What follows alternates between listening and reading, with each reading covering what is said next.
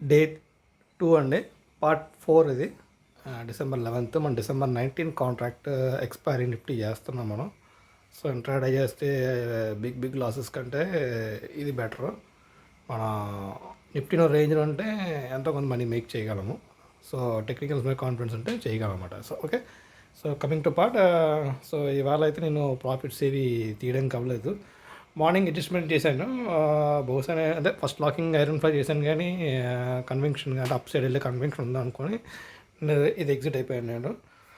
ఇది కూడా ఎగ్జిట్ అయిపోయాను. సో చూద్దాం, రేపు ఏమైనా గ్యాప్ అప్ అయినా పాజిటివ్ ఉన్నా పర్లేదు. పెద్దగా మనం ఉన్న ఇప్పుడు చూసిన ఈ లాస్ రేపు అయితే పెద్దగా చూడకపోవచ్చు. చూద్దాం రేపు ఏమవుద్ది అన్నది. ఓకే, స్టే ట్యూన్ అండి. మనం చూద్దాం ఇది ఎలాగ ప్రాఫిట్ మనం మేక్ చేస్తామో ఏంటన్నది అప్కమింగ్ ఆప్షన్ సిరీస్లో కంటిన్యూ చేసి చూద్దాం ఏమవుద్ది.